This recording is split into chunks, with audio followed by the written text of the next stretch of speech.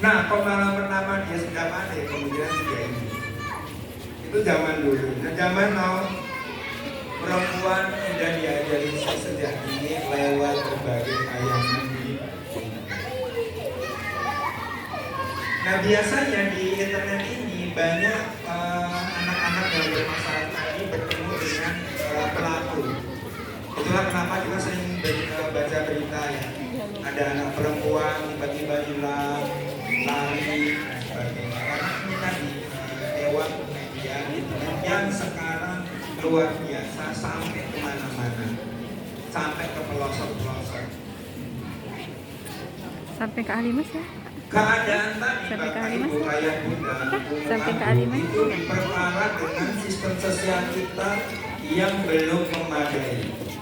Tahun 2019 ada lomba di HUT Partai Gerindra Nasional di lomba menulis status di Facebook. Saya dapat juara 1, dapat 7 juta. Jadi saya menulis status dapat juara. Ibu menulis status gimana? Kenapa? Saya menulis tentang status sosial, sistem sosial kita yang masih berantakan. Dari zaman Bapak Soekarno sampai Bapak Jokowi itu belum menjadi perhatian bapak-bapak presiden kita masih ke bentuk-bentuk yang fisik. Kak, itu depan sana nggak ada orang kan? Tuh, anak SD pun sudah tahu, oh ini mah bapaknya nggak harus dibawa ke rumah sakit karena cuma lecet-lecet. Ya kan? Ada yang namanya P3K, pertolongan pertama pada kecelakaan. Sejak TK anak-anak sudah diajari. Tapi nggak ada di sistem sosial kita, nggak ada. Banyak ibu-ibu ini kalau nggak punya uang bingung mau kemana kan, utangnya kemana gitu. Mestinya kan ada sistem sosial yang ketika seorang nggak punya uang kemana gitu standarnya. Sistem sosial kita masih berantakan. Jadi bayangkan Bapak Ibu, situasi kondisi saat ini yang sudah dalam tanda kutip mengerikan, ditambah sistem sosial kita yang masih berantakan, sehingga memang akhirnya yang bisa kita lakukan adalah dimulai dari keluarga kita sendiri, lingkungan paling terdekat, baru nanti merambah ke sekolahan, tetangga dan sebagainya. Nah, pencegahannya bagaimana supaya tidak terjadi kejahatan seksual termasuk di dalam rumah kita sendiri yang mungkin dilakukan oleh anggota keluarga, paman dan sebagainya. Maka yang pertama yang harus dilakukan sebelum kita mempelajari tekniknya, kita harus mengevaluasi masing-masing keluarga dulu. Jangan-jangan yang hadir di sini keluarganya dalam tanda kutip seakan baik-baik saja, tapi ternyata bermasalah. Jadi kita harus mengevaluasi dulu diri masing-masing kita, baru kita belajar nanti tekniknya. Kalau kita tidak mengevaluasi dulu, nanti dalam tanda kutip percuma mau diajari tekniknya, betul nggak? Yang pertama, kita harus menjadi sahabat terbaik bagi anak-anak kita. Itu adalah imun terkuat. Kalau Bapak Ibu mensterilisasi anak-anak, mau sampai kapan coba? Paling sampai umur 5-6 tahun. Nggak boleh ini, nggak boleh itu. Paling umur 5-6 tahun masih bisa. Tapi begitu dia sudah SD, umur 7 tahun, dia sudah pandai kemana-mana. Sudah bisa mencari celah-celahnya. Maka mestinya yang ditumbuhkan adalah imunitas dari dalam dirinya, kesadaran dari dalam dirinya. Istilahnya seperti kemarin COVID ya, kita imunisasi gitu. Ketika kena COVID sudah kebal. Seperti itu mestinya. Nah, bagaimana menumbuhkan imunitas anak? Satu-satunya cara ya secara teknisnya. Kalau doa ya kita itu senjata umat muslim. Satu-satunya cara ya orang tua harus menjadi sahabat terbaik bagi anak-anaknya. Nah, bagaimana menjadi sahabat terbaik bagi anak-anak kita? Ada dua hal yang harus dilakukan. Yang pertama, komunikasi yang sehat. Apa komunikasi yang sehat? Ada dua indikator yang harus dilakukan. A. Jujur, terbuka tetapi tidak vulgar. Sesuaikan dengan kemampuan otak si anak. Sayangnya banyak umat muslim yang sudah membiasakan sejak dini berbohong pada anak-anaknya. Contohnya, misalnya, "Mah, aku asalnya dari mana? Beli di toko." Berbohong. Jadi banyak hal-hal yang kita biasakan berbohong itu. Saya kasih contoh ya. Seharusnya menyebut kemaluan ini kemaluan atau penis atau vagina. Tapi kita karena kultur malu akhirnya menyebut titik, menyebut burung gitu kan. Akhirnya nanti kita kebingungan ketika mah itu kok burung bisa terbang, burungmu nggak bisa terbang gitu. Seumur hidup saya dan istri saya sekalipun belum pernah bohong pada anak-anak. Buahnya apa? Anak-anak kami selalu percaya apa yang kami sampaikan. Walaupun kadang berbeda pendapat, tapi dia percaya yang disampaikan bapak ibu ini sebuah kebenaran, kejujuran. Jadi jujur, terbuka tetapi tidak vulgar. Sesuaikan dengan kemampuan otak si anak. Indikator yang B, jangan memutus komunikasi dengan anak. Apa memutus komunikasi? Pandangan mata, gestur tubuh kita. Sayangnya banyak orang tua yang tidak menghargai anak-anaknya. Contohnya, misalnya ya, ada anak SD, anak TK bawa surat dari ustadzah. "Ma, ini ada surat dari ustadzah, katanya disuruh membaca mama, baca umi atau baca papa." Uminya jawabnya sambil pegang HP, oh, makasih ya, taruh di meja. Itu namanya nggak menghargai si anak. Apa akibatnya? Akibatnya anak nggak akan menghargai kita. Bapak ibu boleh lihat, siapa nanti di rumah anaknya diajak ngobrol, kalau dia nggak memandang wajah bapak ibu, itu yang dilakukan orang tuanya. Mestinya letakkan HP-nya, pandang wajah anaknya, hargai dia. Ada apa nak? Ini ada surat dari ustadzah. Masya Allah, kamu amanah banget ya.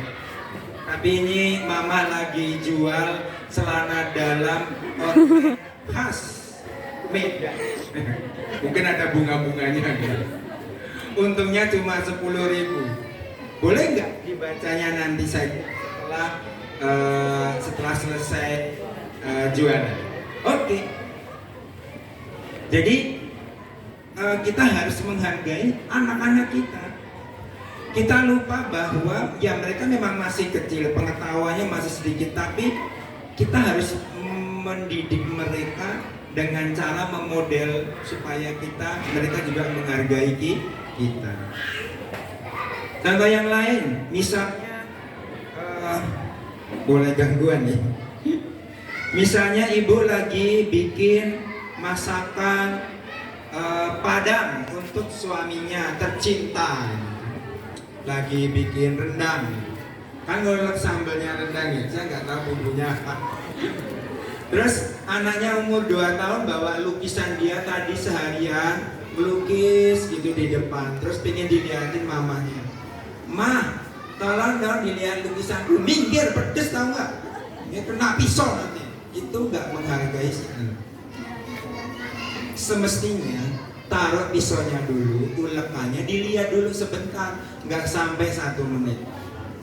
Masya Allah, gambarnya bagus banget ya nak. Sampai mama nggak tahu gambar apa ini, dia ruwet-ruwet. Apa ini jalan atau apa ya? Kalau dibicarakan nanti boleh nggak? Ini mama lagi masak buat papa tercinta. Kalau nanti nggak selesai, papa kelaparan, adik kelaparan, umi kelaparan. Gimana kalau nanti setelah masak? Oke. Nah, jadi ini namanya komunikasi yang sehat. Kalau bapak ibu nggak mau berkomunikasi yang sehat, anak-anak akan males ngobrol sama bapak ibunya. Yang kedua, bagaimana menjadi sahabat terbaik bagi anak-anak kita? Hubungan yang erat antar keluarga. Apa hubungan yang erat? Ada dua indikator. A. Orang tua memahami si anak. B. Anak memahami si orang tua. Kita bahas yang A dulu. Kalau orang tua memahami anak, saya yakin yang hadir di sini banyak yang tahu, tapi minta maaf banyak yang tidak melakukan. Contohnya, ada anak kelas 6 SD di sini, SD Alidra ya, SD Alidra atau TK lah. Dia suka Blackpink tuh, karena Blackpink keren, seksi dan sebagainya. Mah, tahu Blackpink nggak? Astagfirullah, haram itu, nggak boleh. Saya pengen tanya, dia kemudian mau curhat ke siapa kalau ngomongnya kita seperti itu? Ibu bapak lupa, ibu dulu suka New Kid on the Block, NSYNC, Westlife, Tommy Page. Mungkin kalau yang agak tua ya Panco Bondaan ya, atau Budi Pesto 5. Sama ibu juga dulu teriak-teriak dan sebagainya. Mungkin sama bapak ibunya dianggap kayak orang gila gitu. Mestinya kita downgrade. Coba bayangkan kalau ngomongnya seperti ini. Mah, tahu Blackpink nggak? Oh itu Lisa Blackpink dari Thailand Bangkok. Dia asalnya dari Thailand. Ketika dia menuju Korea untuk menjadi member Blackpink, itu menyisihkan sekitar 1.500 orang. Coba kira-kira tanggapan anaknya, ih mama update. Nah baru ketika kita sudah terhubung, baru masukkan nilai-nilai yang kita inginkan. Kan ini seperti anak kita ada di jurang sebelah sana. Ya, ini jurang, dia ada di tebing sana, kita di tebing sini. Kita melihat di belakang anak kita ada harimau. Kemudian ibu bilang, awas ada harimau. Nah karena jaraknya jauh, yang dia dengar mau, apa sih mau gitu. Rekamlah dia sama harimau. Mestinya kita bangun jembatan dulu kan. Bangun jembatan menuju dia, awas di belakangmu ada harimau. Dan diajaklah lari. Jadi mestinya kita downgrade. Bapak-bapak nih sok-sokan ini ya, apa merasa paling cool gitu. Anaknya main game, nggak boleh main game. Banyak waktu. Padahal dulu bapaknya juga kecanduan game. Kalau nggak percaya, layang-layang, sudah manda, karet-karetan, beteng-betengan, itu game zaman kita dulu. Pertanyaannya, kenapa orang tua zaman dulu nggak khawatir? Satu, menyehatkan. Kita kan pulang menjelang maghrib, belum sholat asar nggak dibakar, dimarahin mak kita kan.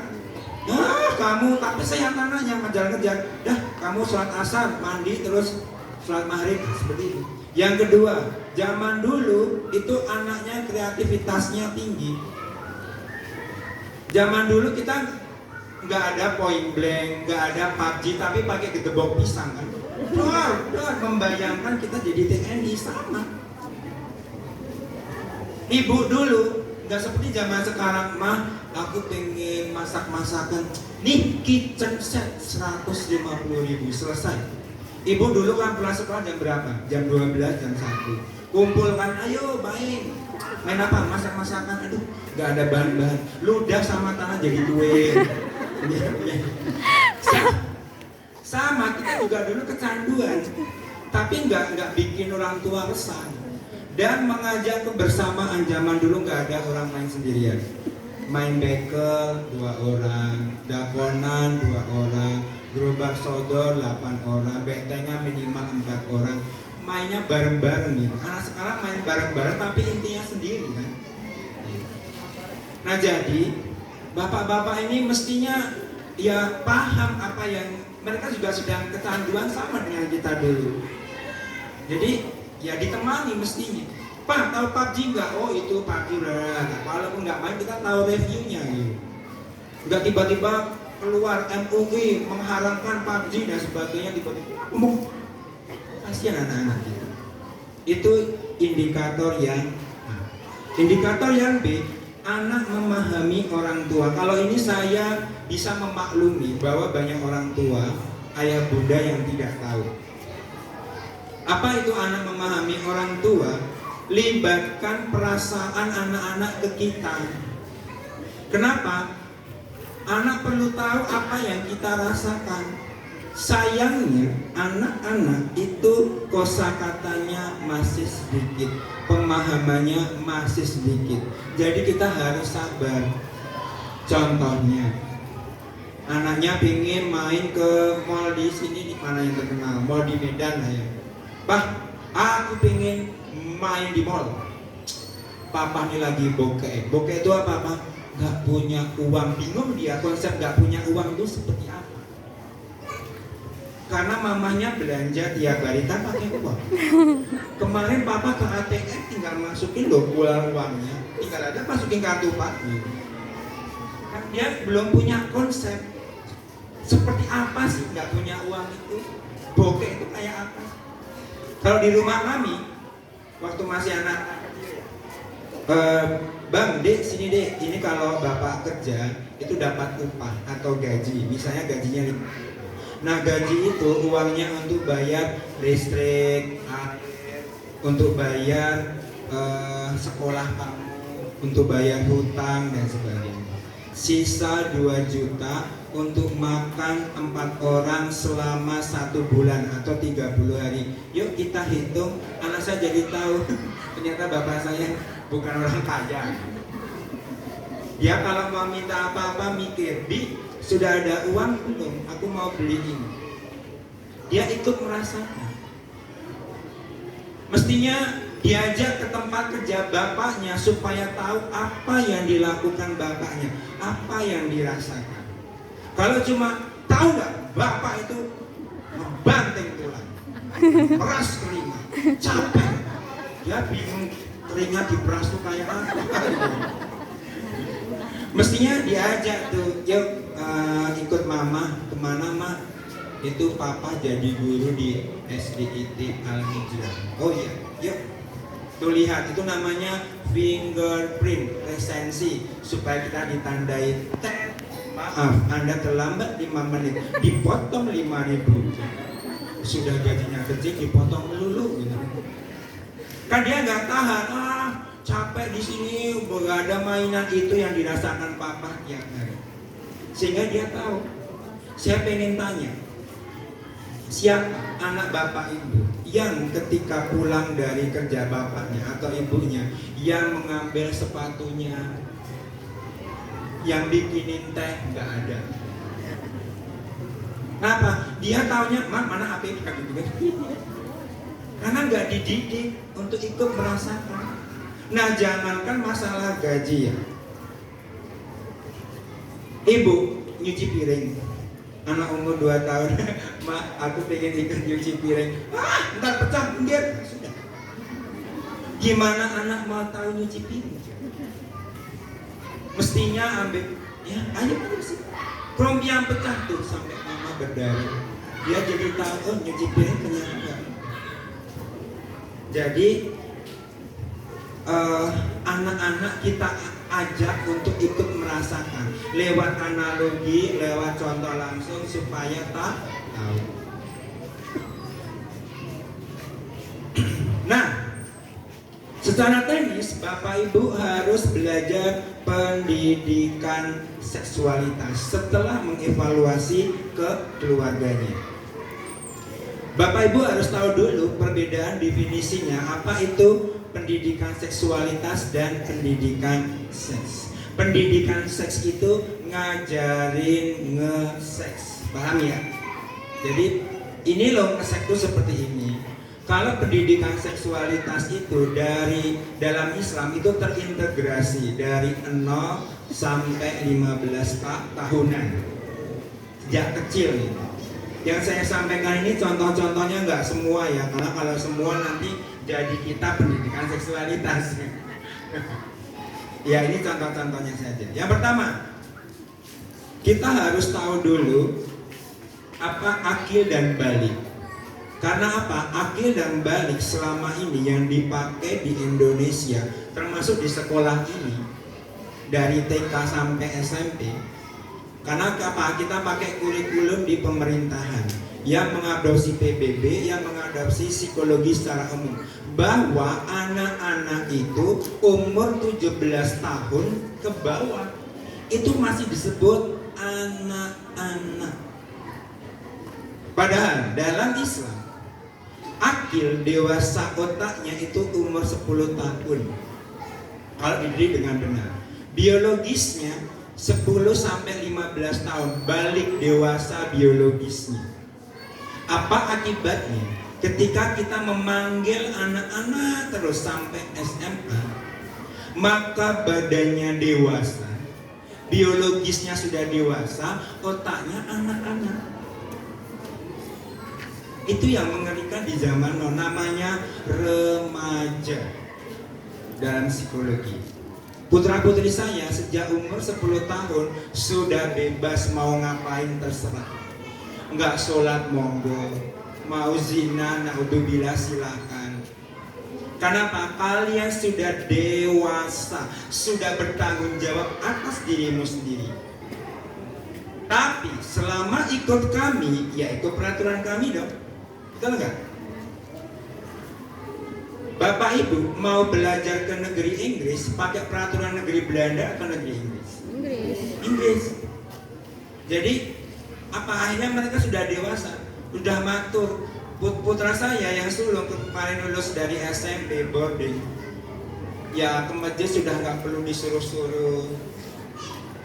Dia memilih homeschooling, dari boarding pilih homeschooling karena apa? Menargetkan ingin jadi psikolog atau hubungan internasional. Sekarang sedang belajar bahasa Inggris di Pare Kediri, kampung Inggris. Sudah bertanggung jawab, kita sudah nggak perlu khawatir lagi. Apa dia sudah mampu, sudah dewasa, karena dibesarkan memang seperti syariat Islam. Umur 6 tahun Rasulullah sudah melihara kambing. Anak kita umur 6 tahun apa coba? Ngancingin baju aja susah. Karena selama ini ya ada perbedaan definisi ini. Nah mestinya Bapak Ibu sudah mulai mengikuti syariat Islam, bahwa syariat Islam itu sudah sempurna. Dan kita harus berusaha mempraktikkannya. Nah, apa pendidikan seksualitas? Dimulai dari aurat utama. Jadi dalam Islam itu gak boleh keluarga melihat aurat utama, gak boleh kan? Walaupun Bapak Ibu. Sayangnya banyak umat muslim yang bahkan memainkan auratnya anak-anak ketika sejak kecil. Misalnya pas dimandikan umur 0 tahun bayi, itu sambil mempermainkan, ih itu mulut, ih nggak boleh. Itu pelecehan seksual orang tua ke anak. Kan nggak boleh, melihat saja nggak boleh, apalagi memainkan. Bagaimana anak akan mempunyai imunitasnya sementara Bapak Ibu sejak kecil mempermainkan kemaluannya. Di keluarga kami saya kasih contohnya yang perempuan. Nah, vaginamu ini adalah hak milikmu seorang, tidak boleh dipegang oleh siapapun kecuali suamimu kelak. Abi sama Umi cuma boleh memegang 1 ketika memandikan, 2 ketika menceboi, 3 ketika vaginamu terasa sakit dan harus diperiksa. Terus umur 2 tahun nggak mau diantar ke WC oleh saya, malu bapaknya sendiri. Karena apa? Yang tertanam bahwa itu miliknya dia dan suaminya kelak. Umur 4 tahun ininya dipegang, pahanya dipegang abangnya. Jangan, ini punya aku dan suamiku, nggak boleh dipegang sembarangan. Itu padahal baru 1 ngajarin aurat. Nah kita selama ini los. Pas 17-an gitu kan, mah kebelet tipis, diprotroki di banyak orang. Dia jadi kehilangan malunya, kehilangan harga dirinya. Contoh yang lain, sunat. Sunat itu bagi laki-laki wajib, bagi perempuan sunat. Kenapa wajib bagi laki-laki? Karena dia untuk kesehatan. Kenapa sunnah? Untuk mengurangi libidonya. Sebaiknya sunnah dilakukan ketika masih bayi umur 6 bulan ke bawah. Kenapa dia akan cepat sembuh? Karena apa? Nggak tengkurap gitu, belum bisa tengkurap. Nah, sayangnya zaman now itu oleh pemerintah sunat di perempuan sudah dilarang. Kenapa? Karena dulu tahun 90-an ke bawah itu para dukun bayi keliru. Yang dimaksud sunat itu dia mengambil klitorisnya, di daging kecil yang di bagian vagina itu diambil. Padahal nggak boleh, itu adalah kenikmatan luar biasa di perempuan, mestinya digores saja. Sehingga sekarang dilarang. Apa akibatnya? Banyak perempuan sekarang yang mudah terangsang. Kenapa? Karena nggak digoresi, nggak dikurangi sensitivitasnya.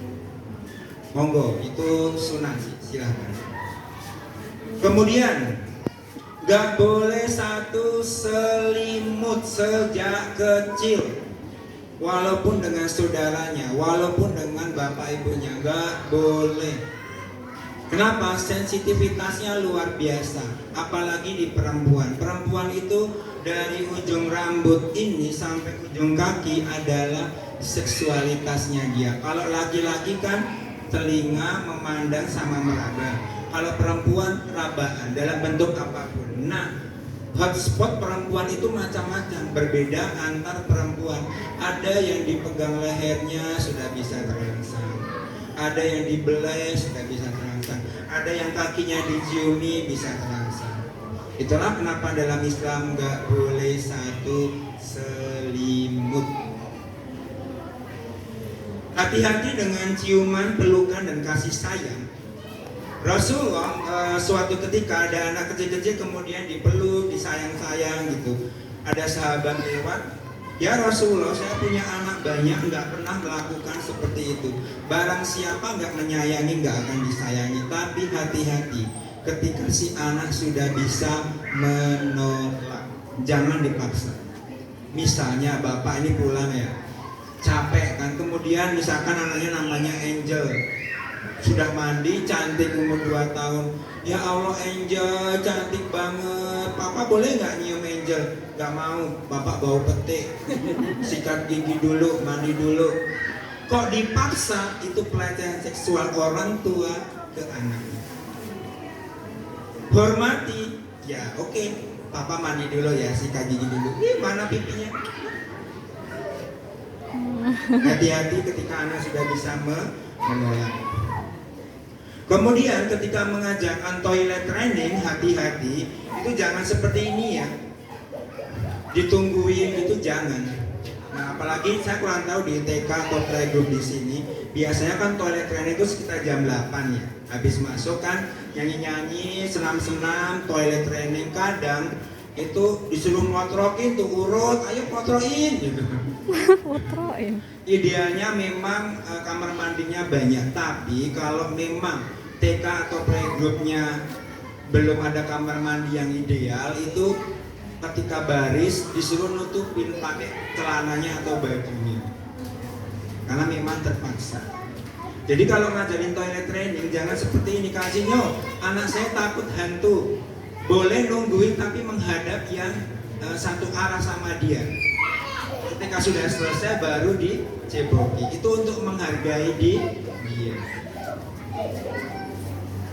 Hati-hati dengan gender dan jenis kelamin ini dari kaum feminisme ya. Bahwa gender itu adalah bentukan sosial. Dalam Islam gender mestinya mengikuti jenis kelamin. Nah, hati-hati ketika menjelaskan jenis kelamin dan gender di anak-anak kita. Jangan sampai terjadi bullying baik oleh masyarakat dan sebagainya. Contohnya, yang namanya warna itu nggak ada hubungannya dengan laki-laki dan perempuan. Warna pink nggak ada, warna pink itu milik perempuan nggak ada. Nah, ketika ada anak laki-laki suka warna pink, itu dijelaskan ke si anak tadi, Dek, Bang, Di Indonesia, warna ini pink namanya itu disukai kebanyakan perempuan. Kamu sanggup nggak nanti ketika main, ih kamu kayak perempuan, nah, seperti itu dijelaskan baik-baik, ya supaya nanti tidak terjadi bullying dia ke temannya. Jadi dijelaskan baik-baik, termasuk pekerjaan rumah tangga. Ya dijelaskan. Kadang di Sumatera saya kurang tahu ya kulturnya seperti apa. Dalam Islam yang namanya rumah tangga itu mestinya kewajiban para suami. Ibu itu ya mau tahu tugasnya ibu tuh bersolek, olahraga supaya sehat, harum, itu tugasnya seperti itu, perhiasan. Serius. Jadi kewajiban memasak, menyetrika itu kewajiban suami. Serius, melayani rumah tangga, ke pasar dan sebagainya itu tugasnya laki-laki. Nah dalam Islam, kalau perempuan mau membantu tugasnya laki-laki itu jalan menuju surga.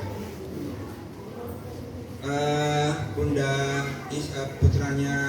putrinya Rasulullah, Bunda Fatimah ya, itu suatu ketika dia minta khodimah, minta pembantu sama Rasulullah. Dah kamu lakukan aja, itu akan membawa pahala yang luar biasa. Uang saku itu namanya nafkah materi untuk istri itu bukan yang untuk tiap hari beli beras, itu bukan, keliru itu kewajiban suami. Yang namanya uang saku untuk istri, dah kamu jalan-jalan sana 5 juta. Jadi banyak konsep yang suami istri tidak tahu gitu. Nah ini ditanamkan ke anak-anak supaya tahu, mah aku malu di sini laki-laki jarang ada yang nyapu di Sumatera, nggak apa-apa. Jadi Islam itu seperti ini. Kalau kamu menjelaskan ya nggak apa-apa, aku bantu bapak ibu. Jadi dijelaskan dengan baik. Nah di masa-masa penentuan ini hati-hati dengan role model, terutama bapak. Rasulullah terlahir dalam keadaan yatim, tapi ada pamannya, ada kakeknya, ada model yang baik. Banyak laki-laki yang menyerahkan pendidikan hanya pada emak-emak. Kenapa? Madrasah pertama adalah ibu, tapi kita lupa siapa kepala madrasahnya? Bapak. Kenapa coba bapak? Kalau bapak nggak ikut berperan, anak-anak kita akan rentan untuk masuk ke homoseksual dan sebagainya. Kalau nggak percaya, ibu itu modelnya no action talk only, ngomong doang. Dek, mainan ini kalau nggak diberesin mama buang, tapi nggak pernah dibuang. Aduh sayang dibuang gitu, beresin. Dek, kalau nggak segera mandi mama tinggal, nggak pernah mama meninggal anaknya. Kalau dibesarkan seperti itu terus, nggak tegas anak kita. Bapak lah yang berperan di situ. Anak saya waktu itu, bang, ini apa nih komik berantakan nggak diberesin, habis sobek besok. Paginya berantakan di depan dia, saya ambil satu komik, saya sobek satu persatu di hadapan dia. Paginya besoknya sudah rapi. Itulah ngajarin laki-laki, tegas, bukan keras ya, tegas. Ketika kita main ke di sana ada namanya warung koboi. Warung koboi itu di pinggir jalan, ada minuman dan snack-snack gitu ya. Kita nongkrong di situ sama 2 anak saya, ada orang rokok di situ, laki-laki. Di hadapan anak-anak saya bilang, Pak maaf ya ini ada anak-anak, jangan merokok dia. Kalau enggak saya pergi sama anak-anak saya. Itu namanya ngajarin anak-anak, oh laki-laki seperti itu. Nah kalau sosok bapak nggak mau ikut peran, ya nanti anak-anaknya seperti mbak-mbak. Kenapa? Hidupnya sama ibu, asistennya rumah tangganya emak, playgroup ibu-ibu, TK mbok-mbok, SD kebanyakan perempuan. Lah mana laki-lakinya?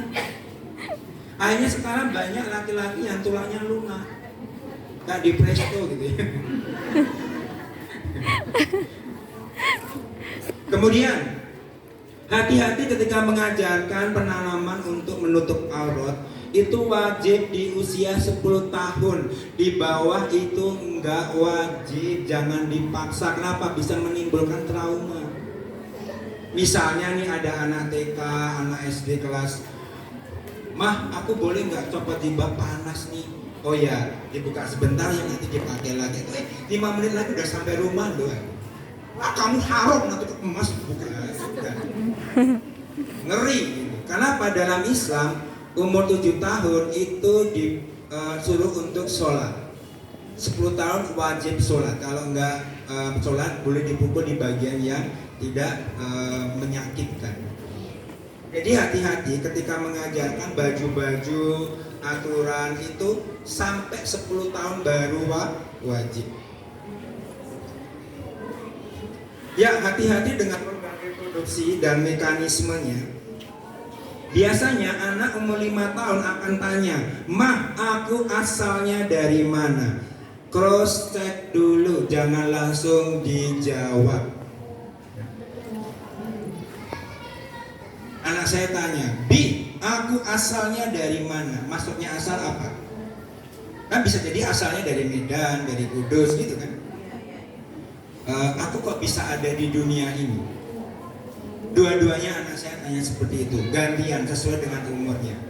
Kamu pernah melihat cicak kawin? Pernah. Ayam kawin? Pernah. Kambing kawin? Pokoknya hewan yang sedang kawin yang pernah dia tonton saya ingatkan. Itu namanya reproduksi hewan. Kelamin ketemu kelamin, nanti dia punya anak atau telur dan sebagainya. Supaya apa? Bumi ini terus hidup, ada keturunannya. Nah, manusia juga melakukan namanya reproduksi manusia, sama kelamin ketemu dengan kelamin, tapi harus menikah dulu. Ini yang paling penting. Kalau kamu melakukan itu, nggak menikah, kamu binatang. Pertanyaan yang kedua, "Bi, kok bisa ada bayi dalam perutnya Umi?" Bukan perut, namanya kandungan. Saya lihatnya video ini. Ini video lama, tapi banyak orang tua yang tidak tahu ya. Saya jelaskan. 蓝牙已断开，蓝牙已连接。 Ini namanya spermatozoid calon anak. Jadi dari bapak. Bentuknya kayak keciput. Yang ketawa pasti pendukungnya Pak Prabowo, tapi nanti Pak Jokowi. Nah, kamu tuh dulu dihalang-halangi supaya tidak menjadi anak. Jadi ibu ini adalah pembunuh Pak dulu. Jadi jangan dari 2,5 juta calon anak itu nanti sampai menjelang ovum itu sekitar 16.000 sampai 13.000. Iya. Ini nggak akan saya lihatin ya karena 15 menitan. Intinya sampai keluar bayi tidak memperlihatkan kemaluan laki-laki dan perempuan. Nanti kalau ada di copy aja ya. Karena kelamaan. Ini kadang-kadang sampai nangis. Kenapa? Ketika dia tahu bahwa bayi itu nanti ininya mereka dan sebagainya, sakitnya luar biasa. Untuk anak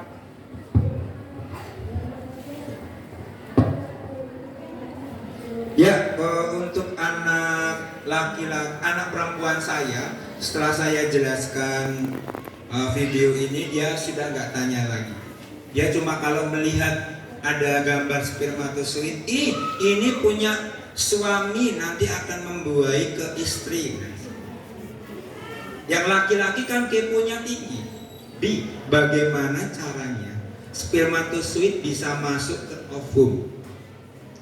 Jujur, terbuka, tetapi tidak vulgar. Nah, nanti di kelas 6 SD atau 1 SMP ada pelajaran reproduksi manusia. Selesai urusan. Bapak Ibu nggak menjelaskan sampai sini. "Pak, aku asalnya dari mana?" Beli di toko. Dia nyari di toko, nggak ada bayi. Akhirnya tanya sama teman yang sama begonya kan. "Kamu tahu nggak cara membuat bayi?" "Nggak tahu." "Ayo, Mah pinjem HP-nya." "Ya, itu ambil di sana." Dibuka, dia belum bisa ngetik, umur 5-6 tahun pakai Google Voice cara membuat bayi. Kira-kira yang muncul apa? Praktekkan sendiri coba kalau nggak. Coba ketik di Google ya, cara membuat bayi, coba yang keluar apa? Nah, hati-hati ketika masalah cinta atau pacaran, cross check dulu. Anak-anak itu mestinya wajar kalau jatuh cinta, suka dan sebagainya. Ciri-cirinya ya, kalau ingin anak kita tahu bahwa dia laki-laki yang tertarik pada perempuan, gampang. Anak umur 5-6 tahun itu, dia kalau melihat minta maaf bagian ininya ibunya, pantat itu pengen pegang-pegang. Kalau nonton Naruto, yang ditonton bukan Naruto tapi Tante Tsunade-nya. Tante Tsunade itu Hokage kelima yang ininya terbuka gitu. Seperti itu. Jadi hati-hati. Kalau misalnya ada anak kita yang ngomong, "Mah, aku pengen pacaran," jangan langsung, "Ih, itu haram, nggak boleh." Tanya dulu, kamu tahu dari mana kata pacaranmu? Apa? Itu maksudnya pacaran apa? Ditanya dulu. Jangan langsung kita pukuli gitu, marahi, apalagi orang lain dia tempat gitu. Pak, tahu ML? Astagfirullah, kamu tahu ML dari mana, Pak? Gitu. Padahal dia lagi mandi, lihat botol sampo 250 ml gitu kan. Ada anak kelas 2 SD, "Mah, tahu seks enggak?" "Astagfirullah, kamu tahu dari mana ya Allah?" gitu. Ini loh buku bahasa Inggris, card identity, full name. Seks, oh seks ini jenis kelamin maksudnya. Jadi jangan jadi jangan langsung, misalnya nih ada anak ada SD kelas 1 ya, berarti 7 tahun, anak laki-laki dia nyiumin teman-teman yang laki-laki, dia LGBT, kasih jangan langsung dicap gitu ya, di label. Putra saya melakukan, jadi dia gemes-gemes tuh lihat laki-laki diciumi gitu. Ketika cerita sama saya, itu kan di rumah kita biasa cium pipi, cium kanan. Itu kalau sama orang lain nggak bisa seperti itu, nanti kamu dianggap homoseksual lah, seperti itu. Jelaskan baik-baik.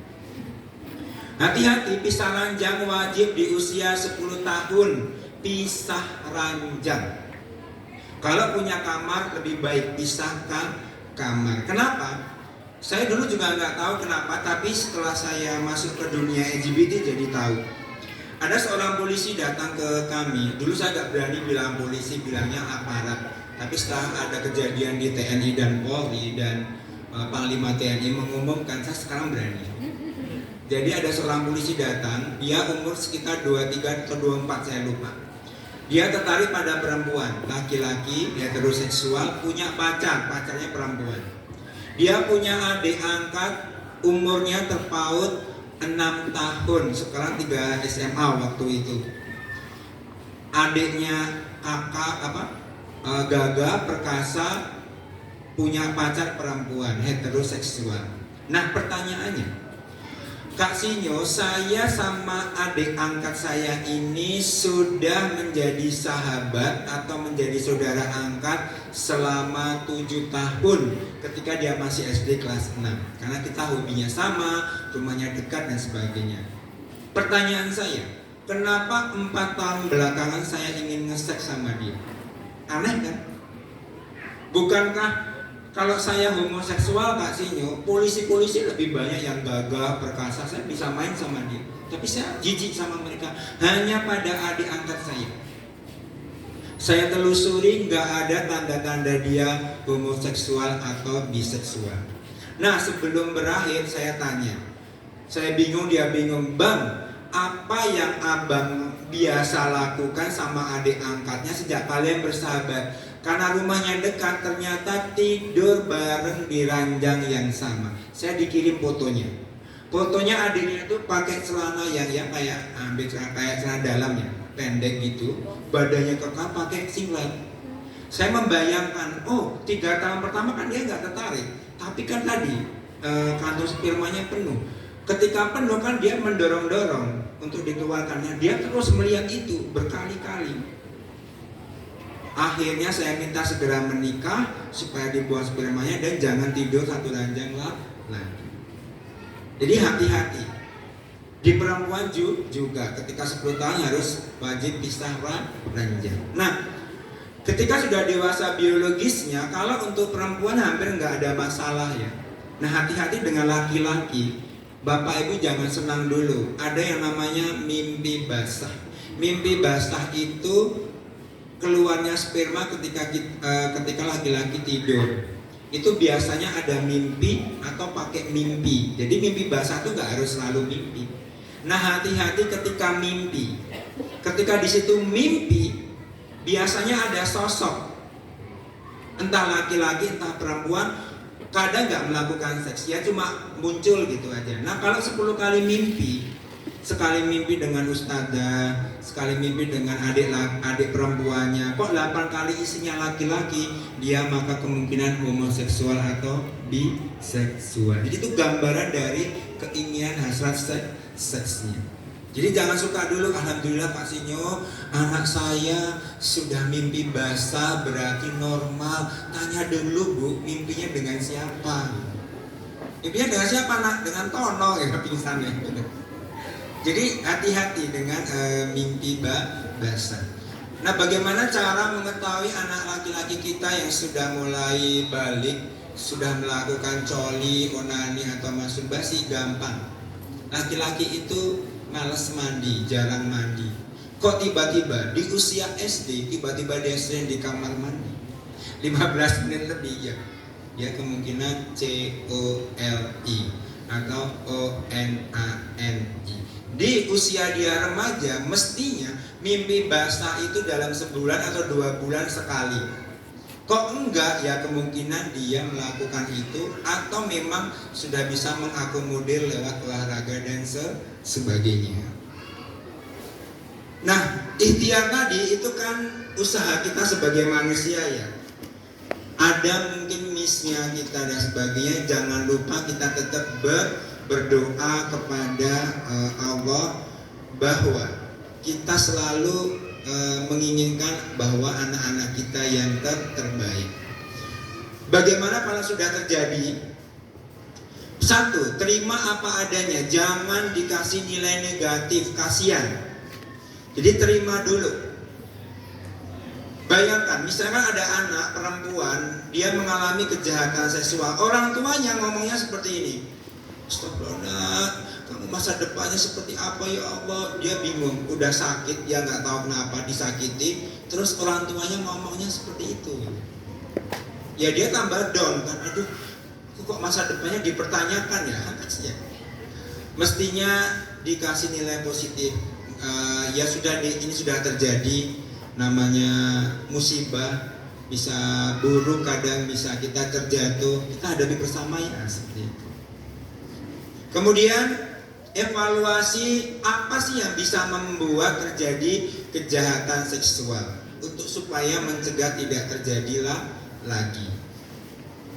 Dan dampingi, nah dampingi ini banyak ya, ada P2T, P2A, LK3, Cybercrime Polri. Mungkin kalau di beberapa lembaga seperti Salimah dan sebagainya juga ada ya.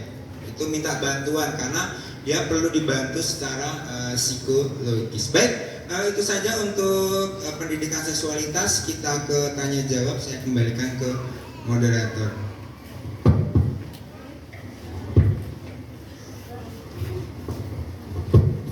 Baik, terima kasih Kak Sinyo atas paparan penjelasannya. Kita berikan aplaus dulu kepada Kak Sinyo. Semangat pagi. Pagi. Alhamdulillah masih ingat. Baik, ayah bu. Mungkin setelah dari paparan Kak Sinyo tadi ya terkait dengan pendidikan seks ya kan, kejahatan seksual, penyimpangan seksual yang hari ini kita lihat banyak terjadi ya. Kalau kita lihat HP itu sering kita lihat berita-berita yang berhubungan dengan kejahatan seksual dan banyaknya penyimpangan seksual. Kalau yang lagi viral baru-baru ini Sitayam itu tadi ya. Nah di situ juga termaksud mungkin bagian dari ini tadi, gagalnya orang tua memberikan pendidikan seksualitas dalam Islam. Nah kita mungkin tidak ingin ini terjadi. Nah dari paparan Kak Sinyo tadi, ayah bunda mungkin ada yang ingin ditanyakan, mungkin pernah terjadi di anak-anak kita, atau ada yang masih membingungkan. Boleh ayah bunda, saya beri kesempatan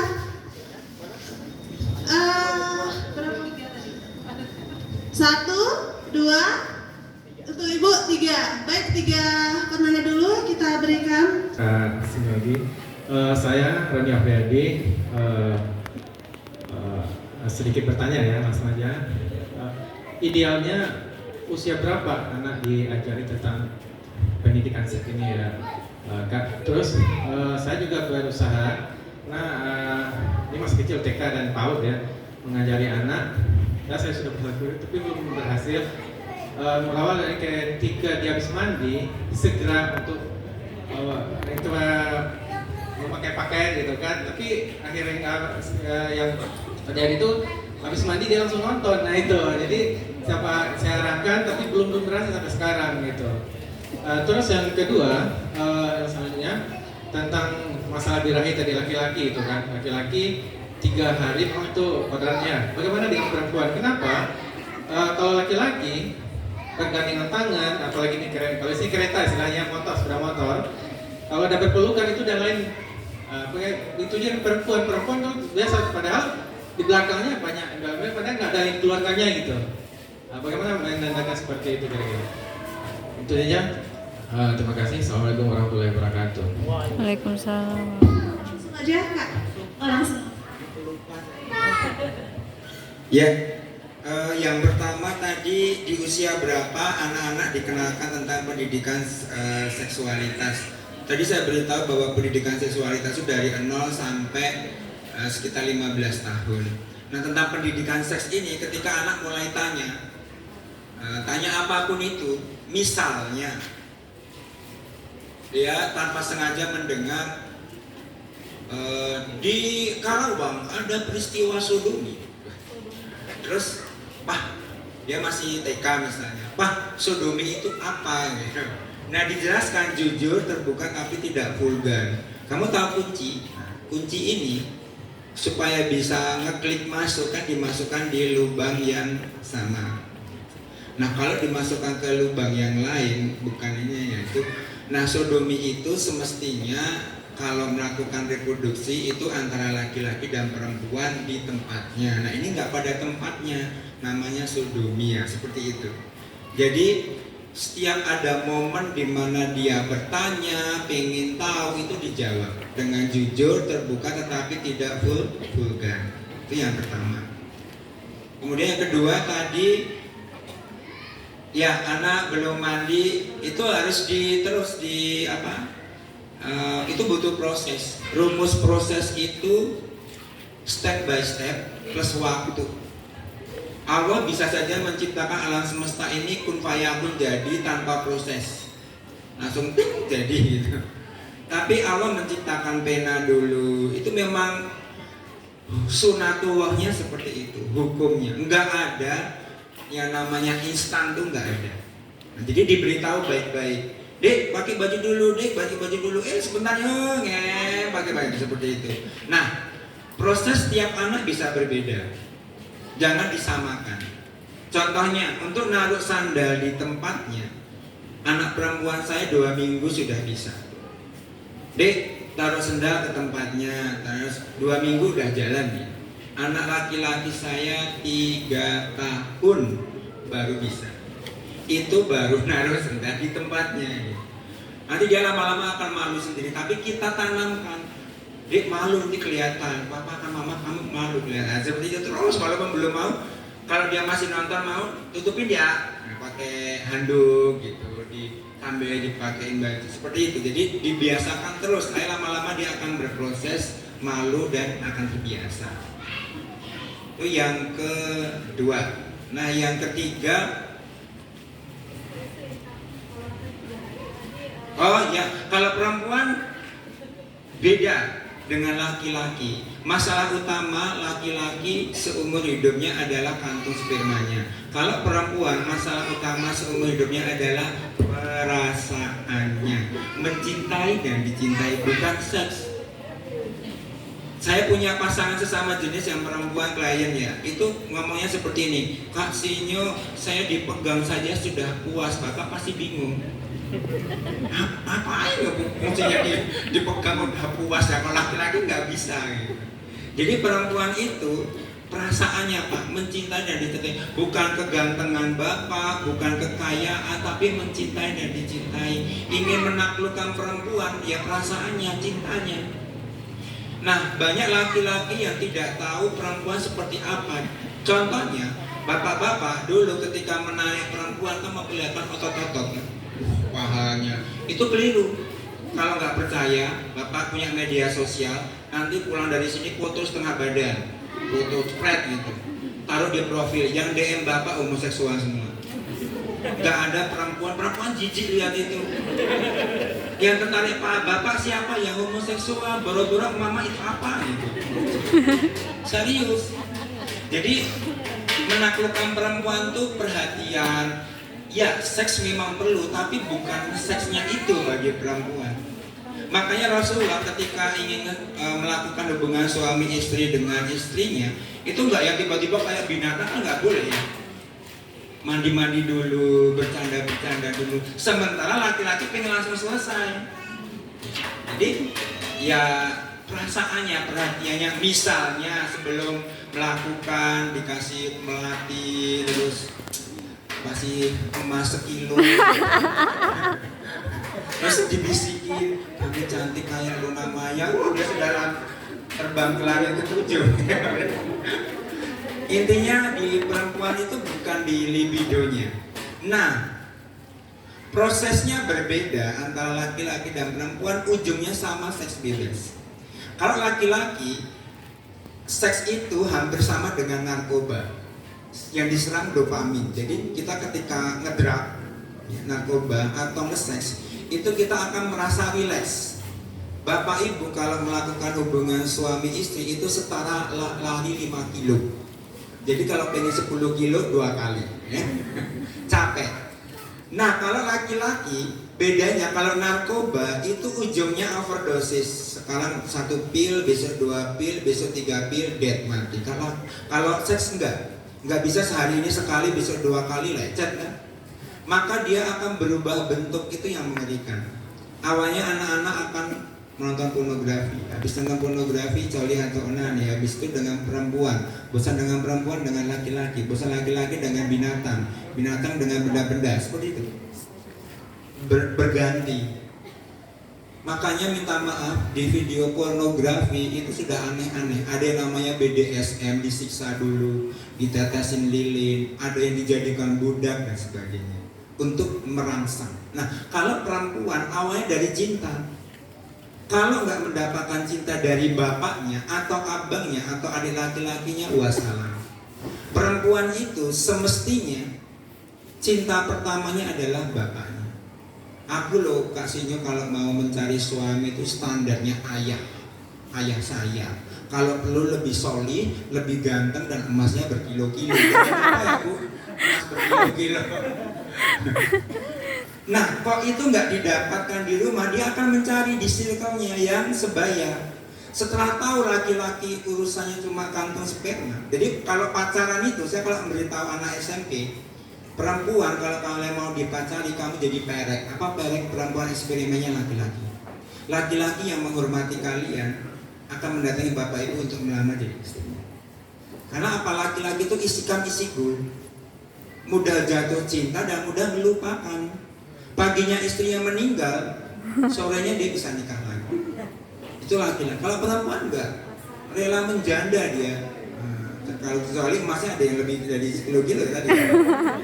Nah, setelah dia di laki-laki nggak dapat, bisa ke perempuan, bersama perempuan. Nah, proses jatuh cinta perempuan tuh nggak tiba-tiba kayak laki-laki ya. Misalkan dia jongki atau libido, wah aku jatuh cinta, enggak. Dia prosesnya lama. Melupakannya juga lama. Kalau nggak percaya, nanti bapak tanya sampai di rumah nih ibu-ibu. Dulu ketika menikah pertama kali dengan bapak, pasti cinta yang lama masih ada, pasti. Saya tahu dari mana, dari istri saya. Nah jadi itu perempuan, jadi mencari cinta. Nah minta maaf, biasanya digombalin laki-laki. Nah akhirnya kan ketemu kayak tutup dan botol gitu kan. Akhirnya ujungnya ke seks bebas. Jadi memang di perempuan beda. Nah secara seks, perempuan itu kalau sudah melakukan seks puas, itu minta maaf, bisa tahan 3 bulan tidak melakukan lagi karena saking nikmatnya. Itulah kenapa perempuan kalau nikmat itu sampai nggak bisa menahan keluar suaranya. Kalau laki-laki kan bisa menahan suara, perempuan sampai ya minta maaf, mungkin ada yang merang-merang, menangis dan sebagainya, itu nggak bisa tuh ditahan. Saking luar biasanya nikmatnya, setara dengan dia melahirkan. Laki-laki kalau melahirkan mati, kenapa? Jantungnya nggak kuat. Jadi perempuan ini datang bulannya kan, anak saya sakit itu sakit ya, itu dilatih oleh Allah untuk siap melahirkan. Dilatih sejak datang bulan itu sakitnya luar biasa. Nah, jadi seperti itu Pak. Jadi di perempuan itu bukan ke seksnya, tapi ke cintanya. Tapi nanti ujungnya bisa ke seks bebas. Seperti itu ya. Ya.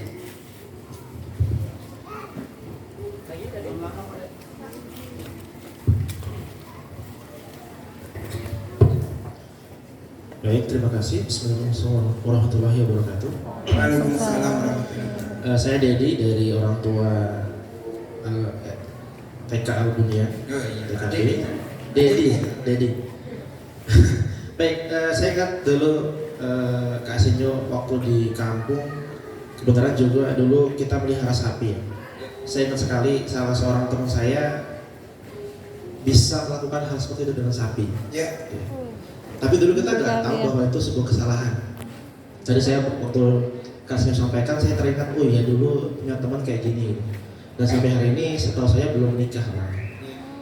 Nah, apakah memang dulu kan kita belum punya internet, belum punya TV dan nggak punya hal-hal yang merespon itu. Tapi saya ingat sekali orang ini melakukan itu. Apakah ini berkaitan dengan genetik atau hal-hal lain? Itu yang pertama. Ya. Yang kedua, Kak Sinyo terkait dengan tadi seandainya kita menemukan anak kita secara biologis dewasa duluan, karena mungkin tontonannya yang picu dia gitu ya. Secara biologisnya sudah dewasa karena sudah balik duluan ya. Nah, tadi kasih sampaikan terkait dengan kalau dari 10 kali misalnya si anak ini mimpi basah ternyata 8 dan yang sesama jenis gitu. Nah, kira-kira kita sebagai orang tua gimana tindakannya? Ya. Kan ini menarik ya, karena kita akan gali dulu ke anaknya, setelah dia ngobrol ternyata kita kaget pasti, kira-kira apa yang harus kita lakukan sebagai orang tua. Oke, makasih Kak. Ya, baik. Yang pertama, apakah dalam tumbuh kembang orang termasuk orientasi seks itu ada 3 teori. 1, tumbuh kembang orang itu hanya dipengaruhi oleh biologi, DNA, gen, hormon-hormon, apa yang kita makan itu, perilaku kita hanya dipengaruhi itu.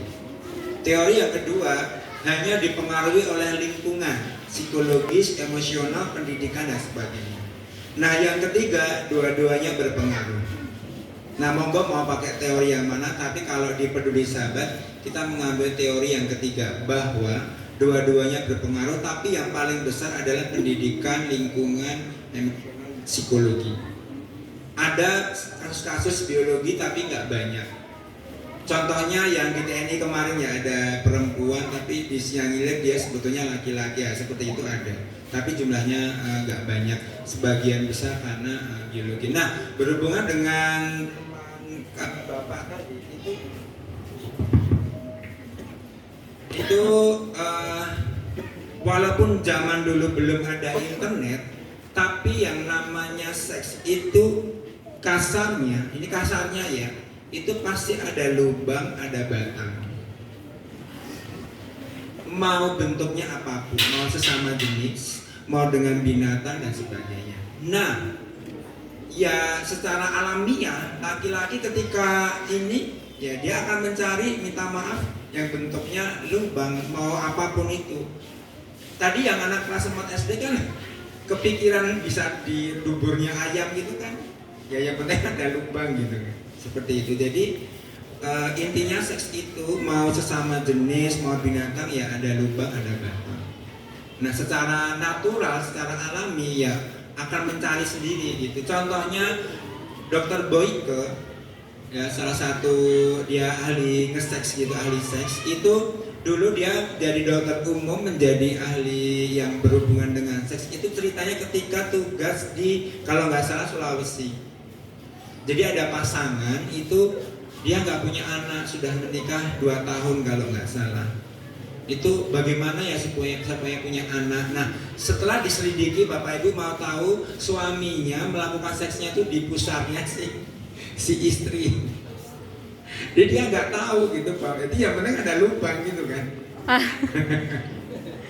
Nah, akhirnya beliau kepikiran untuk menjadi ahli seksiologi gitu ya.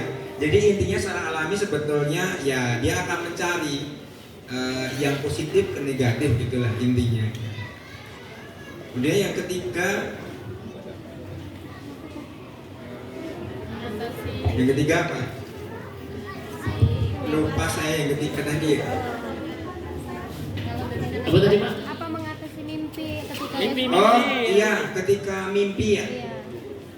Jadi ketika mimpi ditanya saja, misalnya dia sudah sekali 2 kali, misalnya sekali mimpi di situ ada sosok enggak ada. Oh ya sudah. Kalau lain kali kalau mimpi basah lagi bilangnya, mimpinya dengan siapa. Kok misalnya mimpinya sudah sampai 10 kali banyak di laki-lakinya ditanya baik-baik, Bang, kamu kalau selama ini kalau melihat apa emas-emas dan apa tertarik apa enggak? Seperti itu. Tertarik itu apa ya? Contohnya ini apa penismu kemudian berisi darah, berdiri atau ereksi namanya, seperti itu. Bukan karena kan ketertarikan itu bisa jadi cuma senang, cinta gitu kan.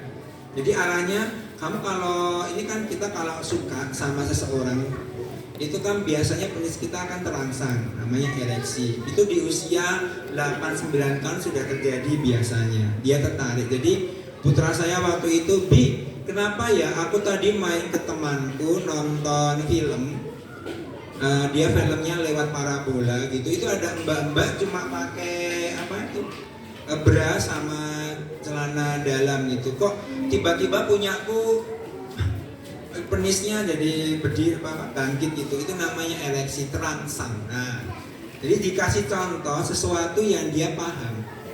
Nah nanti baru diketahui apa tidak kan, misalnya ternyata oh iya aku memang kalau lihat tono, lihat apa itu terangsang, baru diarahkan nanti kemana. Tapi kalau enggak ya sudah berarti alhamdulillah. Maksud ya, jadi digali begitu tanpa menjudgment, langsung, kamu jangan-jangan mau jangan. Ya, Kak sedikit tambahin tadi nanya. Berarti kalau yang pertama tadi pertanyaan saya kan terkait dengan lingkungan. Berarti kalau laki-laki itu kan cenderung tadi masalahnya adalah kebutuhan biologis gitu. Iya. Berarti kalau seperti saya menyimpulkan bahwa anak itu lingkungannya misalnya baik pun sekali tetap harus beraktivitas ya agar dia. Jadi ada cara mengeluarkan sperma secara halal sebelum punya istri. Mau tahu? Mau tahu nggak? Mau. Ya, jadi anak-anak itu harus diajari. Jadi walaupun misalkan anak SMP ini ya, dia sudah dapat lingkungan yang baik, kalau nggak diajari cara mengelola sperma yang halal, dia bisa terperosok. Nah, bagaimana cara mengeluarkan sperma secara halal sebelum punya istri? Ada 2 hal yang harus dilakukan dan 1 tambahan. Oke. Saya akan bahas secara ilmiah dan secara Islam. Rasulullah yang pertama, kalau kamu belum sanggup nikah, puasalah. Seks itu kebutuhan dasar, makan dan minum kebutuhan dasar. Tapi lebih mendasar makan dan minum. Jadi puasalah Daud kalau yang sudah memang nggak kuat. Anak saya umur 11 tahun udah puasa Daud. Kalau nggak kuat puasa Daud, makannya pagi sama sore. Saya termasuk saya, karena saya jauh dari istri, pulangnya sebulan sekali. Itu saya makannya cuma 2 kali mengurangi makanan. Itu tingkatannya, kita kalau kenyang itu ya mudah sekali terangsang. Jadi dibikin lapar. Kalau saya ngasih anak contoh SMP, coba kalau nggak percaya, kalian puasa menjelang maghrib, sebelah kanan makanan dan minuman yang kalian sukai, sebelah kiri perempuan yang kalian cintai dalam keadaan tanpa sehelai benang. Kalian pilih yang mana? Yang kanan kasihnya, habis itu ke kiri, astagfirullah, sholat, saya bilang gitu. Belum halal guys gitu. Jadi gitu. Jadi dia lebih mendasar makanan dan minuman. Nah, bagi bapak-bapak yang jarang ketemu istrinya, kalau nggak percaya, sering-seringlah puasa atau makannya 2 kali. Jadi pagi, siangnya jangan makan, minum jus saja. Itu kayak puasa gitu lah. Nah itu dia akan ya boro-boro mikirin seks ya, masih lemes maksudnya.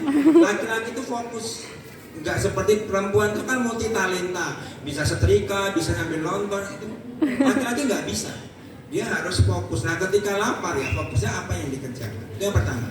Yang kedua, bagaimana cara menguatkan secara halal dalam Islam. Bagi pemuda disarankan untuk banyak olahraga, memanah, berkuda, berenang. Ini kalau dilakukan capeknya luar biasa. Nah kalau kita banyak olahraga secara biologis dia akan membutuhkan energi. Energi dibakar dari protein. Kantong sperma adalah sumber protein salah satunya. Dia akan diambil untuk dibakar jadi energi.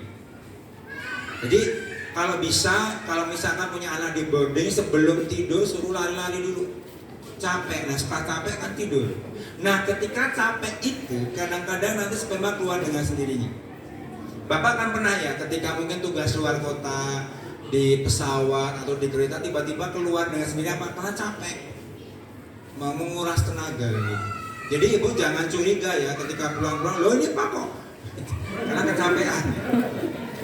Jadi itu banyak olahraga membakar energi. Kemarin saya barusan ngisi di salah satu sekolah lupa saya ada anak SMA Kasinyo. Saya hampir 2 bulan gak mimpi basah. Kakak sering olahraga ya, dia akan dibakar terus. Nah yang ketiga, jangan sendirian. Karena kalau kita kenyang terus jarang olahraga kan mau gebu-gebu tuh. Hanya ketika sendirian itu pengen buka pornografi, pasti itu, apalagi di zaman sekarang. Jadi kalau pas sendirian, saya minta anak-anak untuk di depan teras, depan rumah, jangan sendirian. Kenapa ya? Nanti kan pas mau buka ada bang cilok bang, bang cilok. Nah, anak-anak merasa sendiri ketika di kamar mandi. Nah, itulah biasanya terjadi COLI atau ONANI. Nah, apa akibatnya nanti panjang ya? Apa sih akibatnya kalau kebanyakan coli dan sebagainya? Itu mau dibahas sekalian? Jadi kalau anak-anak nanti diajarin kalau coli itu apa? Dia mengeluarkan sperma secara manual. Hati-hati, nggak boleh pakai guling. Dia bisa pakai guling, pakai bantal, pakai shower, macam-macam. Dia dirangsang dia. Nah, kalau dia dirangsang sejak SD, SMP, SMA, lama-lama kulitnya akan kebal, bukan tebal. Kalau tebal itu kan berarti kulitnya nambah. Ini jadi nggak mudah terangsang, sehingga nanti membutuhkan rangsangan yang lebih yang nggak wajar. Contohnya saya diundang ke pemerintah Malaysia, ada laki-laki di Malaysia, dia terangsang kalau dalam keadaan duduk, setengah berdiri, mulutnya menganga, dikencingi dulu baru terangsang. Seperti itu. Jadi dia akan berevolusi dan bisa impoten. Impoten itu layu sebelum berkembang. Atau ketika sudah punya istri, dilayani dia masih melakukan nonton bokep sambil COLI. Jadi ketika kita melakukan merasa berdosa, melakukan lagi itu nanti bisa layu sebelum berkembang. Seperti itu. Satu lagi nih.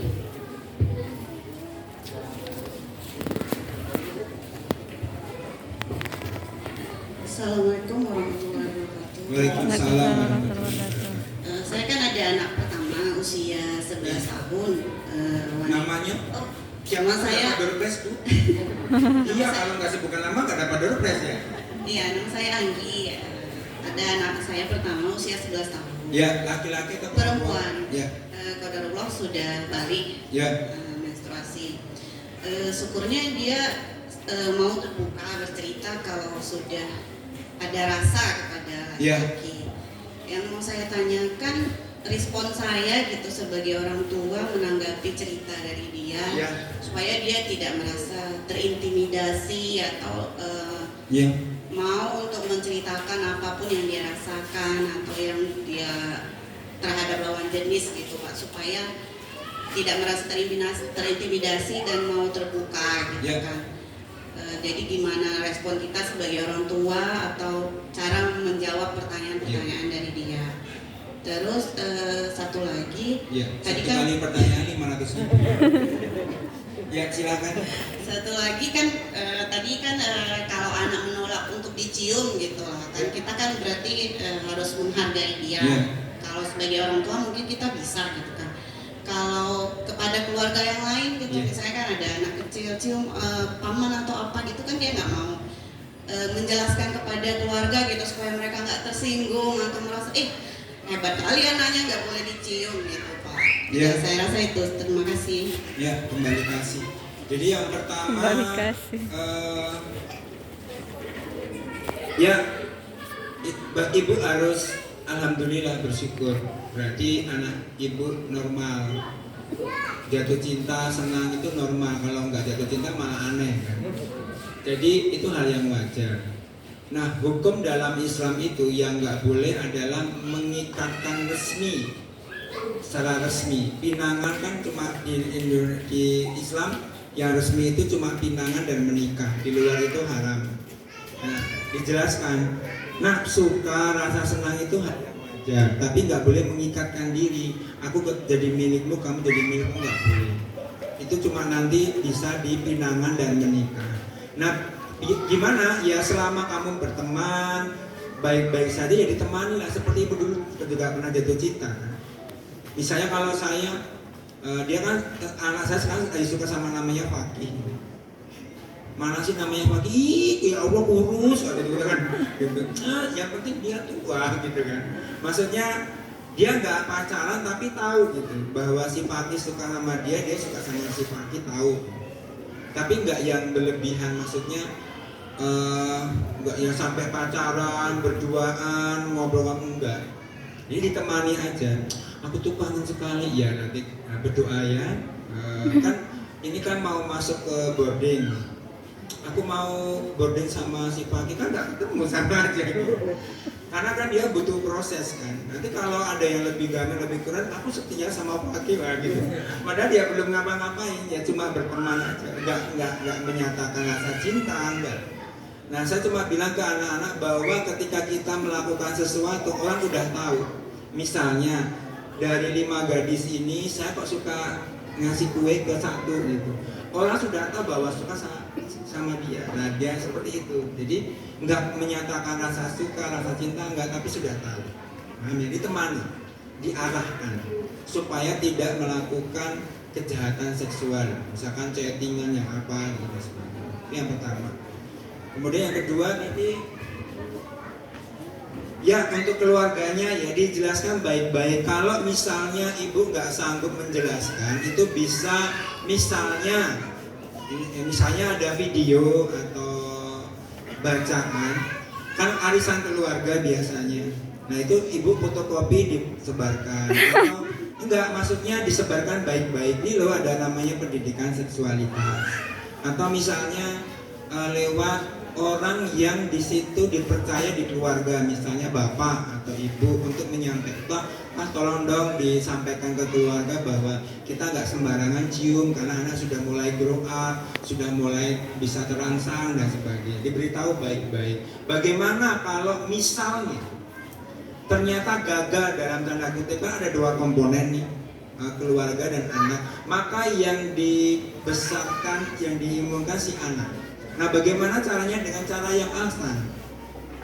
Jadi, misalnya nih saya kasih contoh, waktu itu mertua saya sering datang ke rumah kami dan hobinya nonton. Sementara di rumah kami nonton bukan sesuatu yang jadi kebiasaan, maksudnya ya nonton tapi nggak yang berlebihan gitu. Nah, anak saya protes, kok nenek boleh nonton sementara kita nggak boleh. Nah, kebanyakan orang tua memang nenek itu jahat, jangan ya. Nanti malah dia jadi timbul dendam ke neneknya. Jadi gini, nah nenek itu kan sudah tua. Kalau kamu pulang sekolah kan sore, sudah terhibur di sekolah main. Nah hiburannya kan sudah cukup, menambahnya sedikit. Kalau nenek loh, temannya siapa? Nggak ada temannya, hanya nonton. Mau tahu orang itu butuh hiburan, nanti kalau nggak terhibur bisa cepat mati. Saya bilang gitu. bisa kena stroke, nah apa seperti, sehingga dia tahu bahwa oh aku memaklumi kan, nah, sama. Jadi kalau misalkan gagal dari pihak keluarga dijelaskan nggak mau, nah nanti misalnya dicium ya kamu langsung pegang cium tangannya aja. Jangan mau disayang-sayang langsung Pak De ya gitu saja. Jadi langsung itu karena beliau nggak paham. Nah seperti itu. Jadi yang dijelaskan ke anaknya dengan cara yang positif. Ya. Yang ingin saya tanyakan langsung saja Kak. Ya. Nama saya Laila Juwita, orang tua dari Najwa Raisa Asipa, kelas 8.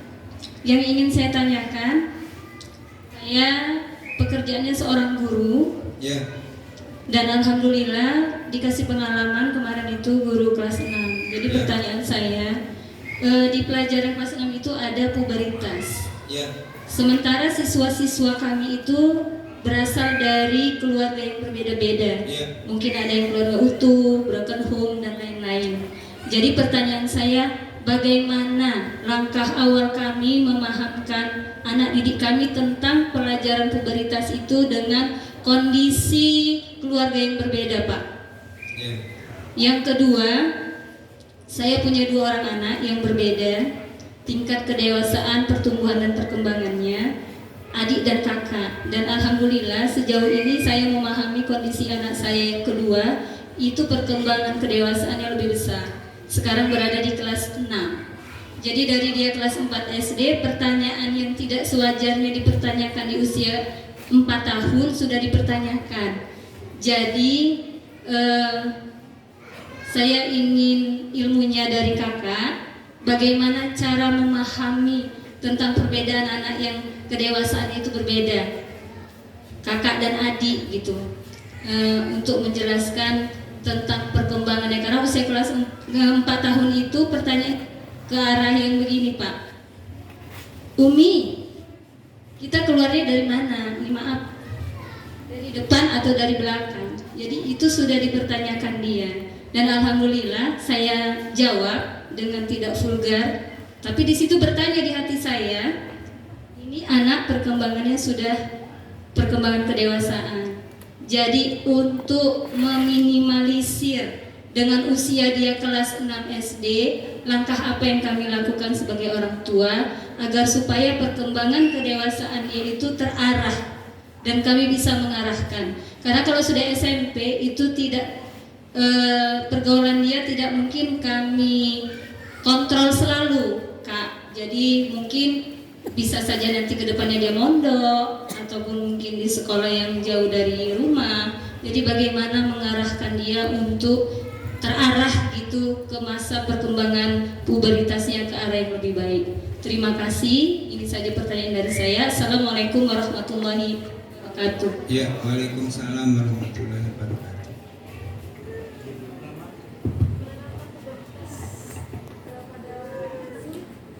Oh ya, dengan latar belakang yang berbeda-beda ya. Pertama, Ibu pelajari dulu kurikulumnya, ya kan, sesuai dengan yang disampaikan Dignas misalnya. Dignas apa sih yang mau disampaikan ini gitu. Nah kemudian kan kita pelajari latar belakang anak masing-masing. Nah cari sesuatu yang bisa dipahami oleh anak yang dalam tanda kutip terendah pemahamannya. Nah itu mestinya perlu observasi dulu ya ke anak-anak. Misalnya ternyata dari 15 atau 20 anak ini yang paling agak, saya nggak bilang bego ya, tapi ini loadingnya agak lama. Nah itu bisa pakai model-model pengganti macam-macam. Misalnya ibu untuk mengajarkan vagina kan gambarnya bentuknya kayak gitu kan. Nah itu bisa pakai nanti, ini kalau datang bulan nanti ibu ambil alpukat. Nah alpukat ini namanya kandungan. Itu ini apa namanya? Buahnya ini itu untuk melindungi bayi ya. Ininya tuh bayi. Nah nanti kalau nggak ada bayinya akan diperes, akan keluar sakitnya luar biasa. Nah seperti itu. Jadi menggunakan model yang bisa dipahami anak yang kira-kira loadingnya lama tadi dari sekian anak tadi. Karena kan mestinya kalau masuk ke sekolah umum semestinya walaupun latar belakangnya berbeda-beda, tapi biasanya tingkat pemikirannya standar, rata-rata. Minta maaf nggak ada yang dalam tanda kutip ya ADHD, dia kan nggak ada. Maksudnya standar umum gitulah. Nah itu mestinya bisa pakai perangkat-perangkat yang bisa cari. Misalnya kalian tahu selaput darah, ibu nanti cari itu apa minuman ya, minuman apa yang gelas itu. Nah ini namanya selaput darah. Untuk apa? Untuk melindungi ya, seperti itu. Jadi dia ada lubangnya kecil ini gunanya untuk membuang kalau pas datang bulan. Nah ini harus dijaga ya anak-anak, nggak boleh ada yang memegang-megang, memasuki kecuali nanti ketika sudah menikah. Nah, itu menggunakan alat-alat peraga yang sekitar kita ada. Nah ibu berarti harus banyak belajar hal itu. Nah belajarnya di mana? Bisa datang ke penyakit dokter spesialis penyakit ahli kulit dan kelamin, atau tadi di internet juga banyak. Itu yang pertama. Kemudian yang kedua, oh ya perkembangan keluarnya lewat sini sudah.